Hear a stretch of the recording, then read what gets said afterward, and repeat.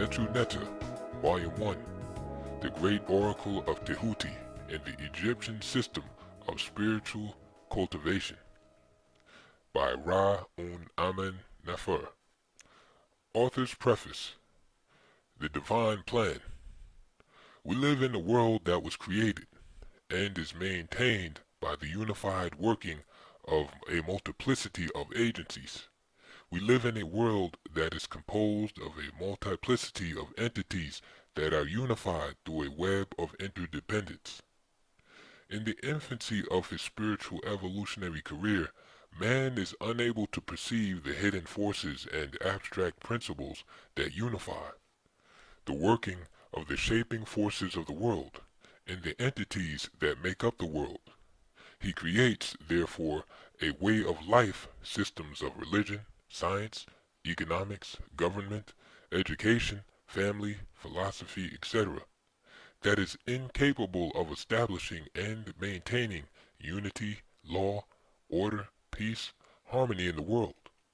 Thus the world has been plunged and is sinking deeper day by day into the jaws of death. It is true that he has amassed a great number of facts concerning the workings of nature, and a great collection of ideas concerning religion and so on, but the possession of a mass of facts, however reliable the facts are, does not constitute the possession of a science, nor does the possession of a collection of ideas about religion constitute the possession of a religion. For the knowledge contained in these facts regarding nature, and these ideas concerning religion, does not embody the principles that are necessary to unify the facts and ideas. It is only when the facts concerning nature or the ideas about religion are linked to each other and to the whole that a science or a religion is formed. Man's perception of the world, however, cannot change the reality that the world is shaped and maintained by a unified multiplicity of agencies, and that the world is made up of an infinitude of interdependent entities. This reality has been known to black and oriental cultures, and ignored by Westerners as far back as history can take us.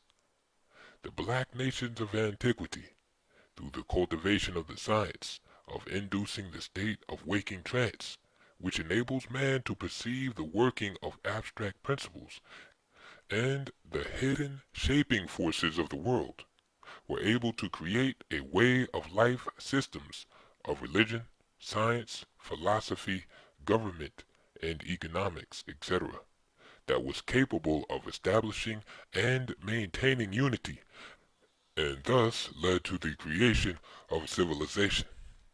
Unity, harmony, and order in society cannot be achieved through the making of laws by man and the policing of people's behavior. As man's life on earth is a product of the Supreme Being's creative process, every aspect of man's life is therefore controlled by the divine creative agencies. Unity and thus prosperity in society can only be achieved by man's efforts to intuit the knowledge of how the divine agencies are shaping his life, i.e., to intuit the knowledge of the divine plan. It follows logically that the divine plan would contain the knowledge of the unifying principles of the multiplicity of shaping forces of the world and of the entities making up the world.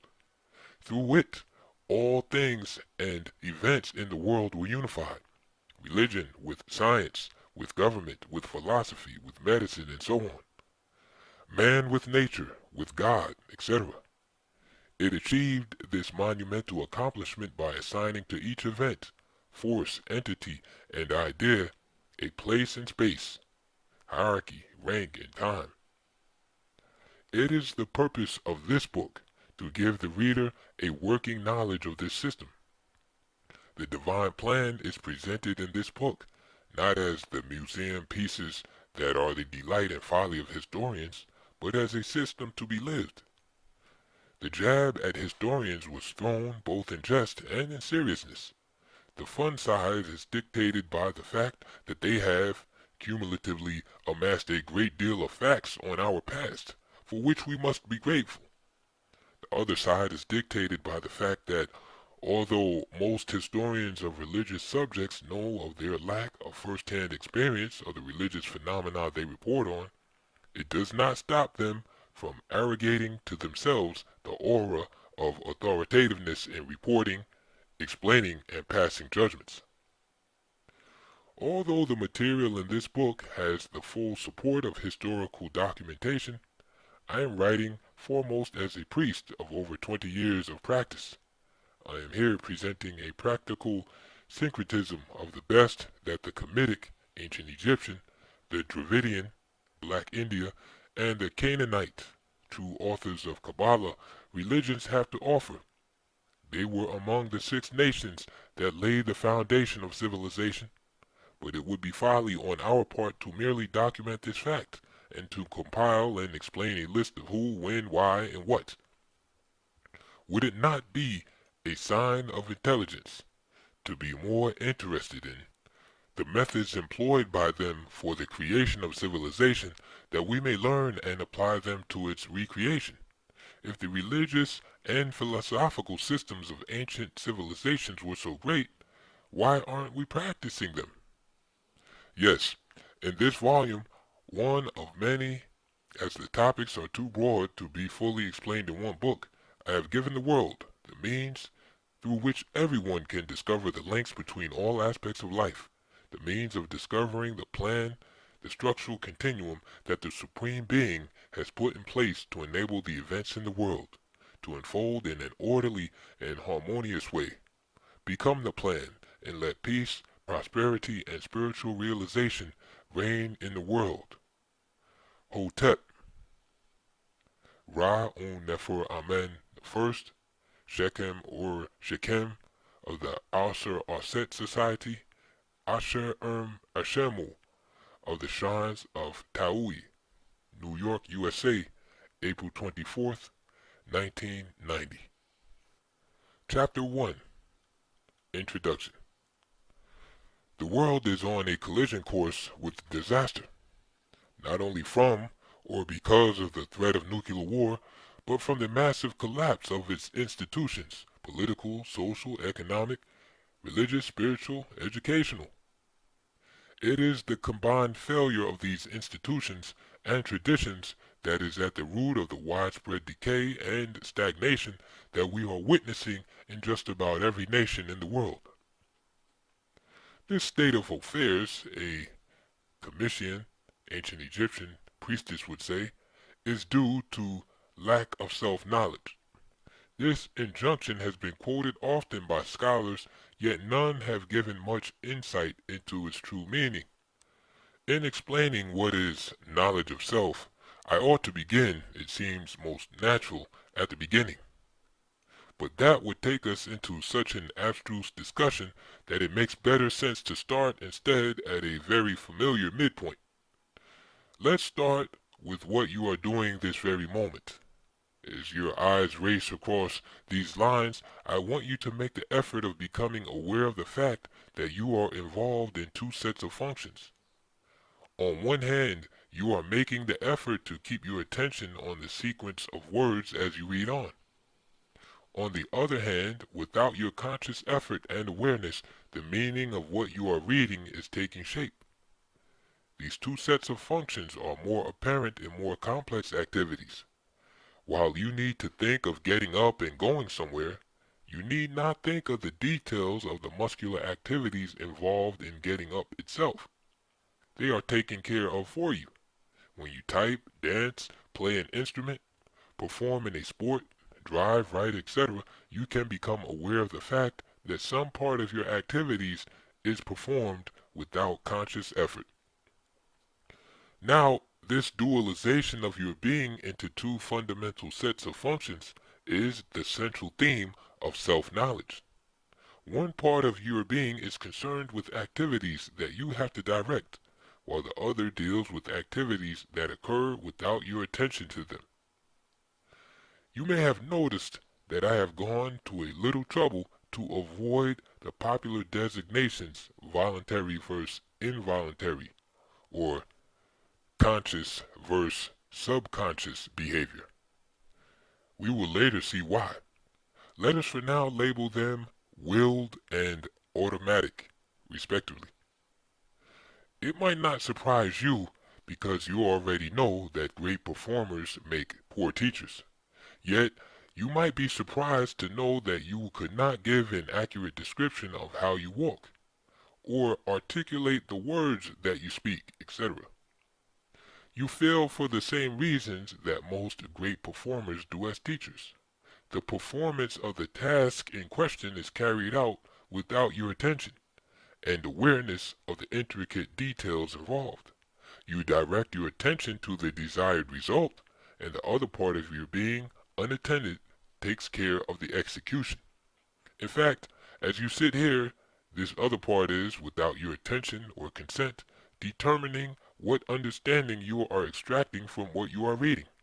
And at the same time, it is taking care of your breathing, exchanging oxygen for carbon dioxide in your blood, circulating the latter through every cell in your body, probably digesting some food, and getting ready to shut down the part of you that directs activities. That, the automatic part of being, may have more freedom and energy to do some major repairs on your vehicle while you sleep, among many, many other very complicated things. It should be obvious by now that there exists a vast difference in the knowledge and capabilities between the two parts of our being. While the willed part of our being has to be instructed and is no better in its performance than the quality of the material taught it, the automatic part of being is directed by an omniscient factor. Let's realize that it directed the formation of the physical part of our being the very moment that our progenitor sperm and egg came together. What if the willed part of our being, instead of learning from the nescient will of others, learned from the omniscient being that directs the automaton within us, i.e., instead of the limited in knowledge learning from the limited in knowledge, learn from the omniscient? The answers to these questions will provide full insight into the nature of our being, the cultures we have produced, the shaping forces of our history, and explain the causes of the problems besetting mankind, and will also show definitively the way to their solutions. It is sufficient to say for now that according to African spiritual tradition, the automaton within us is in touch with all functions in the world and is capable of manipulating them. With the proper directions, we will come to see that there are three kinds of people in the world. One type inclines toward relying on the willed part of being for survival and flourishment, the second on the omniscient intelligence and the automaton, and the third on an equilibrium of both parts of being. In fact, all cultures fall into one of these categories. These three categories do not represent distinct types, but stages in the spiritual development of individuals and nations. The first stage corresponds to the polarization in the willed outer part of the being, the second in the polarization in the inner, and the third to their equilibration. We can better comprehend this if we paraphrase it as the stages of 1. Reliance on the part of being with limited knowledge and capability. 2. Reliance on the part of being with infinite knowledge and capability. And 3. The equilibrium between the two. Another paraphrase will explain further. 1. Polarization in learning from outside of ourselves, from someone else. 2. In learning from within ourselves. And 3. An equilibrium of both approaches. Further still, 1. Polarization in reliance on externals, tools, machinery, medicines, etc. 2. Polarization in reliance on internals, the power of the spirit. And 3. The equilibrium of both methods. We can begin to see which cultures shape up to which categories. The first type, polarized in the cultivation of the external part of being, corresponds fundamentally to Western man and some Orientals, while the opposite, polarized in the cultivation of the internal, corresponds to the black race and some Orientals. Success in the cultivation of both parts has only been truly achieved by the Comitians, ancient Egyptians, who for the record belong to the black race. Now we can understand why, for example, all the fundamental skills and institutions of civilization began with the black nations. Kemet, ancient Egypt, Sumer, Babylon, Elam, the Harappa Valley civilization, Kush, Ethiopia, Indus Kush, Black India, and Canaan. Because of their people's ability to learn from the internal part of being, with its storehouse of knowledge concerning every secret of the world, they were able to intuit 6,000 plus years ago the knowledge that forms the basis of our civilization: religion, mathematics, geometry, medicine, astronomy, writing, literature, agriculture, metallurgy, government, architecture, painting, sculpturing, algebra, science, etc. Because Western man is polarized in the cultivation of the external part of his being, he had to learn these skills from others, blacks and Orientals, who are able to learn these things intuitively. This brings us to the critical part of our introductory discourse. Underlying all the functions of the automaton within us is a program of order. The maintenance of our bodily processes in a state of order according to this program is what we call health. We will come to see that this very same program of order is in charge of regulating the social behavior of people, where it finds full expression in the social arena. There is morality, wealth, spirituality, and prosperity.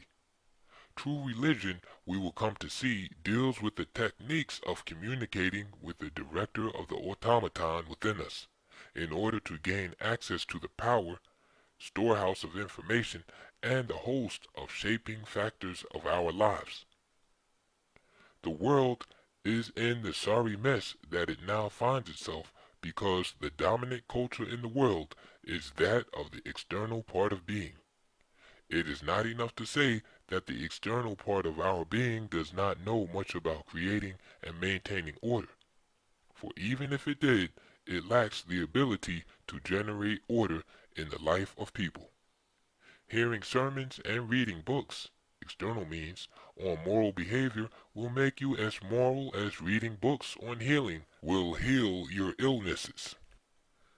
The most that a book on health, for example, can do is to direct you to some means of directly influencing the automaton. Yet such information must have originated from some person's intuition. The same holds true for religions, moral, and spiritual behavior.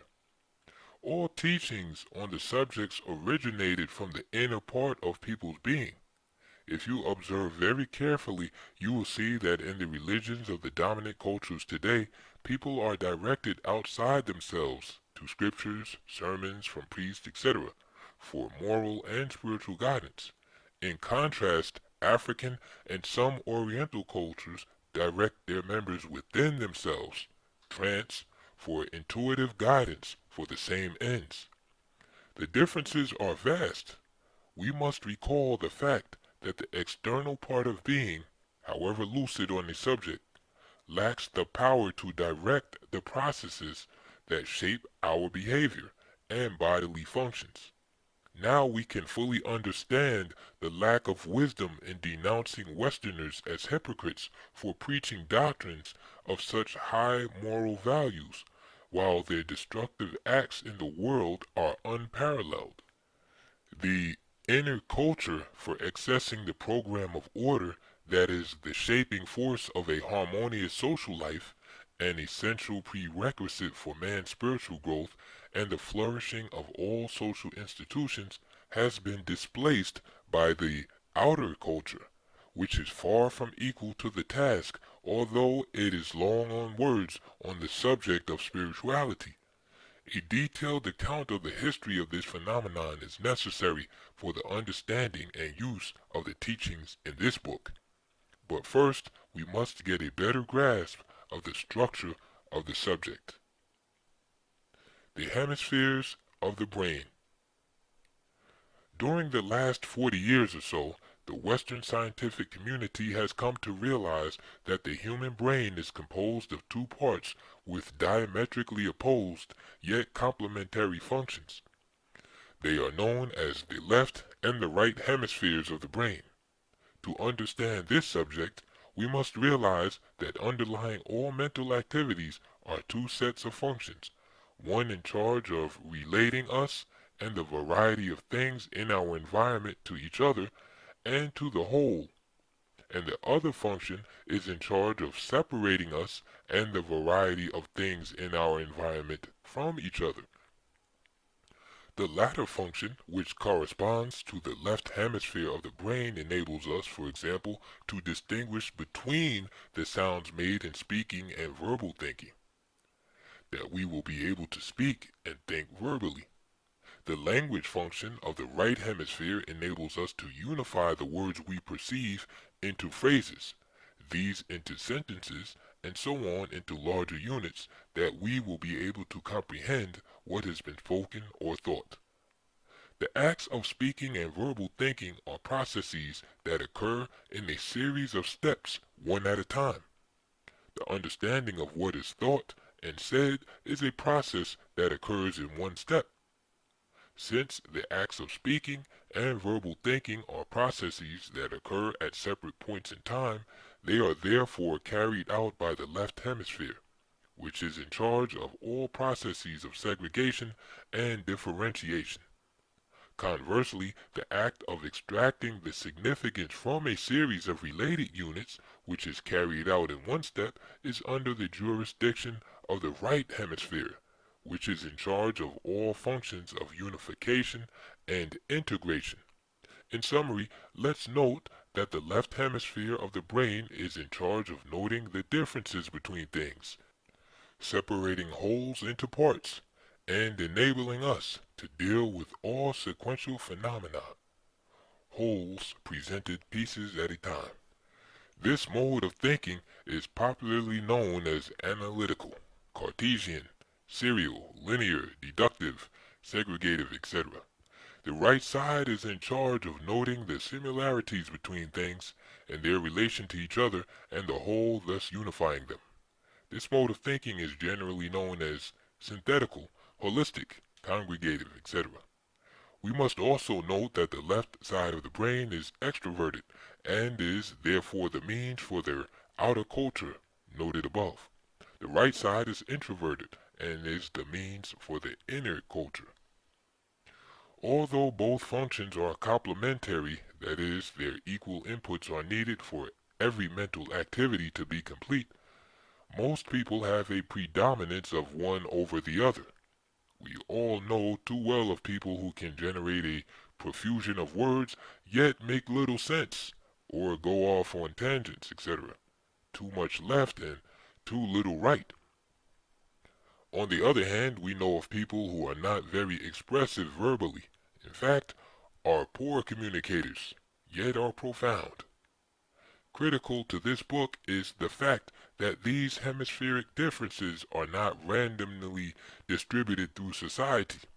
Men in general are more left-sided than women, and so are members of the white race in comparison to non-whites, a well-known fact to Western psychologists. We will come to learn that hemispheric differences are shaping forces of cultural differences, and the historical events that such differences have engendered. In fact, without this concept, there can be no science of history or psychology or anthropology or understanding of religion. The differences in thought patterns between the white and black races are well known. To prove this point, I will quote from well-established scholars. Writing about the Bantus of South Africa, Placide Temples, at the turn of the century, states in his Bantu philosophy that, quote, this European concept of separate beings, of substance, to use the scholastic term again, which find themselves side by side, entirely independent one of another, is foreign to Bantu thought. Bantu hold that created beings preserve a bond one with another, an intimate ontological relationship, comparable with the causal tie which bonds creature and creator. Just as Bantu ontology is opposed to the European concept of individuated things existing in themselves isolated from others, so Bantu psychology cannot conceive of man as an individual, as a force existing by itself and apart from its ontological relationships with other living beings and from its connection with animals or intimate forces around it. Writing about the same people, Jan Heinz Jan states in METU, when we say that the traditional African view of the world is one of extraordinary harmony, then, except for the word African, every single word in the sentence is both right and wrong. For in the first place, the traditional worldview is still alive today. Secondly, it is a question not of a worldview in the European sense, since things that are contemplated, experienced, and lived are not separable in it. Thirdly, it can be called extraordinary only in the European sense, while for the African it is entirely commonplace. And fourth, the expression harmony is entirely inadequate, since it does not indicate what parts are being harmonized, in what whole. And if we say everything is harmonized, that tells us less than ever. Jan then quotes Adebayo Adesanya, a Yoruba writer. This is not simply a coherence of fact and faith, nor of reason and traditional beliefs, nor of reason and contingent facts, but a coherence or compatibility among all disciplines. A medical theory, e.g., which contradicted a theological conclusion was rejected as absurd, and vice versa. This demand of mutual compatibility among all disciplines considered as a system was the main weapon of Yoruba thinking. God might be banished from Greek thought without any harm being done to the logical architecture of it, but this cannot be done in the case of Yoruba. In medieval thought, science could be dismissed at pleasure, but this is impossible in the case of Yoruba, since faith and reason are mutually dependent. In modern times, God even has no place in scientific thinking. This was impossible to the Yoruba. These observations extend to all contemporary Africans as well as ancient. A. Barb, writing in the Legacy of Egypt, states the following. Certainly scholars have since provided dictionaries and grammars of the ancient Egyptian language, but that is not enough to grasp the Egyptian way of thinking, so utterly different from our Western logical mind. There is first of all what has been called the multiplicity of approaches, statements and answers to problems, which to us would seem absolutely contradictory, appear side by side and did not in the least disturb the Egyptian. On the contrary, our own logical abstractions would probably have appeared to the Egyptian mind as an impoverishment and falsification of the fullness of significant truth. All this would lead, as a modern scholar has put it, to the impossibility of translating Egyptian thoughts into modern language, for the distinctions we cannot avoid making did not exist for the Egyptians. In speaking of the Greeks and Romans regarding their ability to comprehend Egyptian beliefs, Wallace Budge in The Gods of the Egyptians, Volume 1 states, the evidence on the subject now available indicates that he, the Greeks, was racially incapable of appreciating the importance of such beliefs to those who held them, and that although, as in the case of the Ptolemies, He was ready to tolerate and even for state purposes to adopt them. It was impossible for him to absorb them into his life. It is important to note that these observations on the differences in thinking between whites and blacks were all made before the appearance of literature concerning the cerebral hemispheres. I could have piled up enough evidence on the subject to fill this book, but the foregoing should prove the point.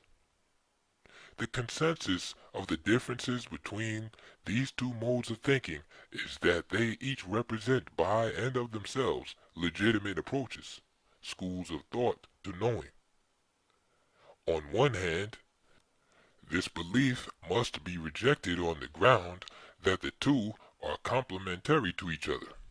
They are incomplete by themselves. On the other hand, we will see, as history records, that the evils arising from the unbalanced expressions of the left hemisphere far exceed in destructiveness those of the right hemisphere. While the former is responsible primarily for man's inhumanity to man and all social disharmony, the latter is responsible for stagnation in physical technology. The greatest problem arises from the fact that the greatest validators of our actions, i.e. religion and science, which are intrinsic products of right-sided cultures, are now used by predominantly left-sided cultures in the characteristic fashion of the left hemisphere. Although the left side is totally incapable of truly religious and scientific thinking, the grafting of its processes onto these subjects has gone unnoticed, due on one hand to ignorance and on the other to the military supremacy acquired by Europeans in the last 2,000 years.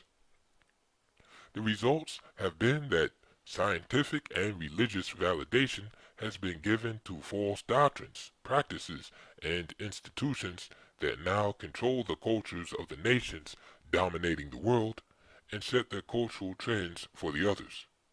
It is important to see how this has come about. A brief definition of religion. An analysis of the word religion shows that it is to the right side of the brain what a glove is to the hand. The word is composed of the Latin prefix re, meaning again, back, plus legere, meaning tie, bind, fasten, as well as the Indo-European root leg, meaning to collect, from whence the Greek legein, and the Latin legere, meaning logic and legal. From this we can conclude that the coiners of the word religion applied it to those beliefs and practices aimed at tying people back to something with which they had originally been one and belong with by natural connectivity. The original oneness is implied by the prefix re, back again, and the natural connectivity is explicit in the root meaning law and logic. Right at the outset, we can see that in the meaning of the word itself, according to its components, religion was not thought to be opposed to reason and logics, which are the foundations of science and philosophy. More on this later. We have seen that the predominant function of the right side of the brain is a unifying or collecting or synthesizing one. Religion is therefore nothing more than one of its organized expressions. Its concern with realities existing beyond the visible is a further proof of its intrinsic relationship to the right hemisphere. We can thus conclude that all efforts by left-sided cultures that are aimed at creating religious doctrines and practices must produce results off the expected mark. Western religions are good examples. We will see that the Hebraic and Christian religions are hybrids resulting from the juxtaposition of a left hemispheric thought process upon religious doctrines created by right or balanced hemispheric cultures. The same can be said for Hinduism and Islam, although they have maintained a greater faithfulness to the fundamental culture upon which they are based. During the first 2,000 years of history, 4000 to 2000 BC, the only nations that attained to a high degree of civilization were Kemet, ancient Egypt, Sumer, Babylon, Canaan, Harappa Valley, and Kush, Ethiopia. Although it is well known to all serious historians that all these nations were black, to this day much effort is being made to hide the fact from the general population.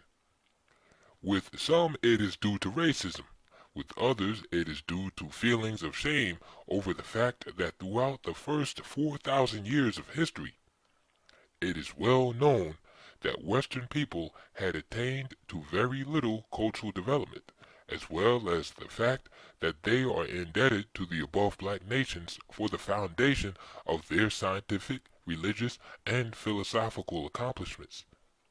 They repaid these nations by utterly destroying their civilizations and enslaving their descendants.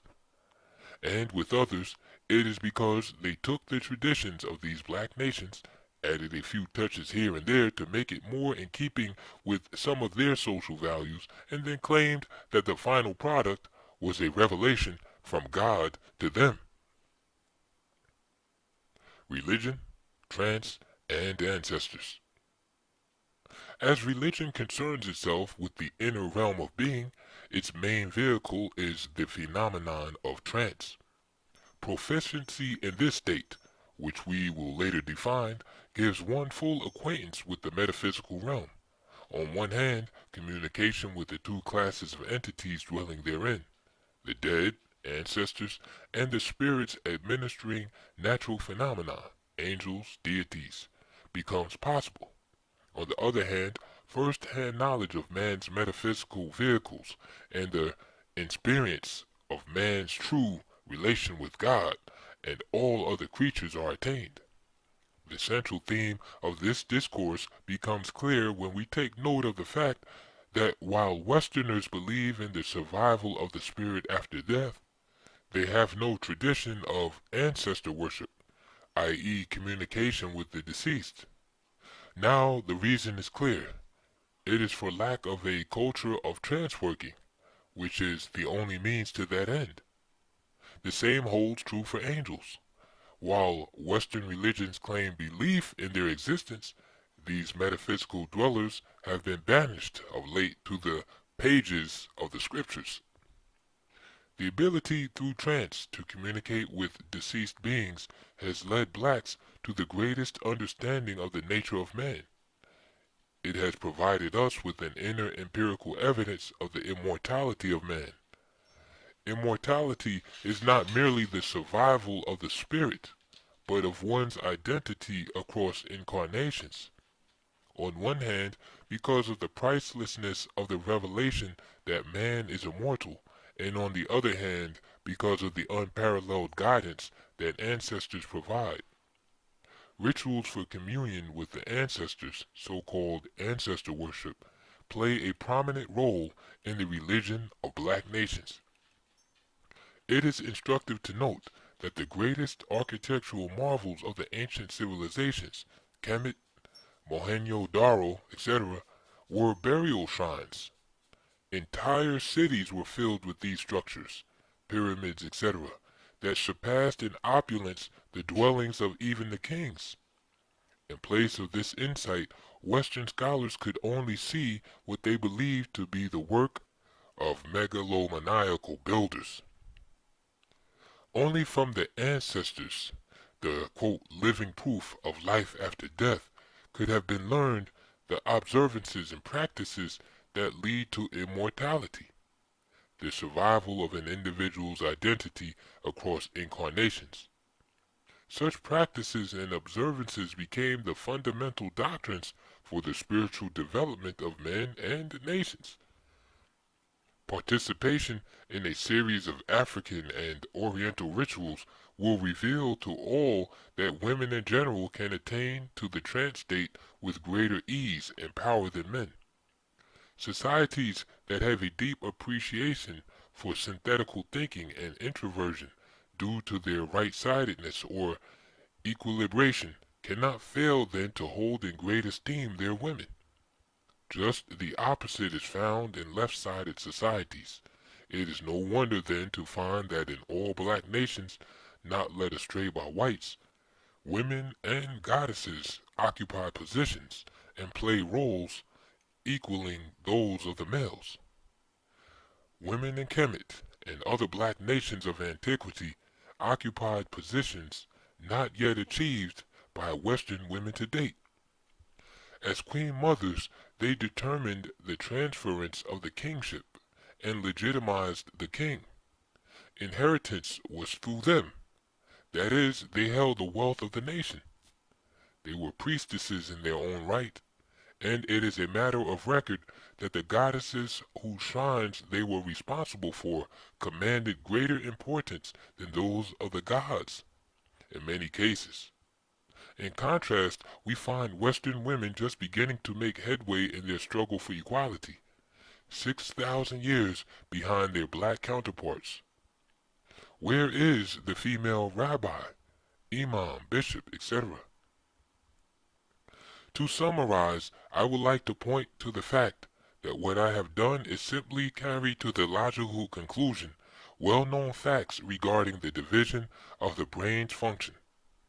It was not until the early part of the 1950s that Western scientists began to understand fully that the higher functions of the human brain were divided between hemispheres. Teams of surgeons, psychologists, neurologists, and biologists discovered that the two hemispheres process information regarding the same things in diametrically opposed yet complementary ways. Unfortunately, Western scientists went on to characterize the separate functions of each hemisphere by wild generalizations. The left side governs language, scientific thinking, etc., for example. Even wilder generalizations were given. The left and the right hemispheres, respectively, were said to differ from each other in that the first is intellectual, the other intuitive. Intellectual versus sensuous, secondary versus primary. Freud. Deductive versus imaginative, realistic versus impulsive, analytic versus relational, sequential versus multiple, rational versus intuitive, discursive versus eidetic, etc. There is a bit of truth in some of these statements, but they cannot be accepted without due caution and corrections. We will deal with them in later chapters. It has also been recognized that in some people the functions of the left hemisphere predominate, while in others those of the right do. Central to our discourse is the fact that the characteristics of Western culture are predominantly the productions of the left hemisphere of the brain, while the characteristics of black and most other non-Western cultures are that of the right. Let's return to the earlier quotation from Placide Temple's book. Quote, "This European concept of separate beings or substance which find themselves side by side, entirely independent one of another, is foreign to Bantu thought." This observation, which is one of thousands, implicitly but unequivocally states that something in the European makes them quote-unquote see and postulate differences, while something in the Bantu, as well as other Africans, which includes the ancient Egyptians, makes them see and postulate unity when viewing the same reality.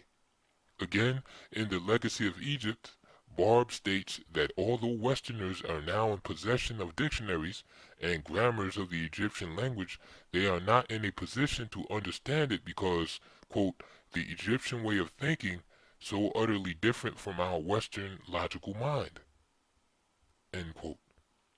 Again, one has to be obtuse not to see that what Barb refers to as the European logical mind is the predominance of the left side of the brain. Of course, the statement must be corrected to syllogistic logic, for the right side has a logical function of its own. Barb concludes by referring to the impossibility of translating Egyptian thoughts into modern language, for the distinctions we cannot avoid making did not exist for the Egyptians.